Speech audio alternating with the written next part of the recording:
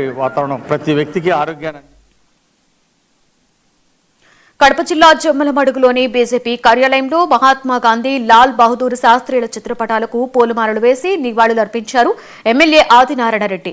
తర్వాత పాత బస్టాండ్ సర్కిల్లో ఉన్న గాంధీ విగ్రహానికి పూలమాలలు వేశారు. ఆ తర్వాత ఆయన మాట్లాడుతూ గాంధీజీ సిద్ధాంతాలను ప్రతి ఒక్కరూ అనుసరించాలని సూచించారు. 2047 నాటికి భారతదేశం ప్రపంచంలోనే అగ్రగామిగా నిలుస్తుందని ఆశాభావం వ్యక్తం చేశారు.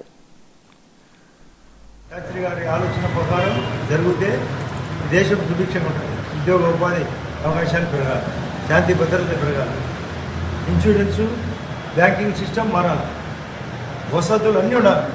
వసతుల ద్వారా ఆస్తుల కల్పన జరగాలి, భూముల రేట్లు పెరగాలి, పంటలు బాగుపడాలి, వర్షాలు బాగుండాలి, రిజర్వాయర్లు ఉండాలి. ఇది అందరి ఆశయం. చంద్రబాబు నాయుడు గారి ఆలోచన, మోడీ గారి ఆలోచన. అందువల్లనే మోడీ గారి ఆలోచన వల్లనే ఈ దేశం 4వ స్థానం ఆక్రమించింది ప్రపంచంలో ఆర్థిక. అది 3వ స్థానం కూడా రాబోతుంది 2047 నాటికి. అంటే వాళ్ళ యొక్క ఆశయం ఆ రోజు 2047కు 100 ఏళ్ళు అవుతారు. స్వాతంత్రం వచ్చే నాటికి 1వ స్థానం రావాలా భారతదేశం. అంటే బుద్ధి 25, మరొక 22 సంవత్సరాలు వారి ఇద్దరి ఆశయం నెరవేరేట్టుగా మోడీ గారి ఆలోచన వికసిత భారత్, వికసిత ఆంధ్రప్రదేశ్. నేను పార్టీ పరంగా చెప్తున్నా, వికసిత కమలం కూడా.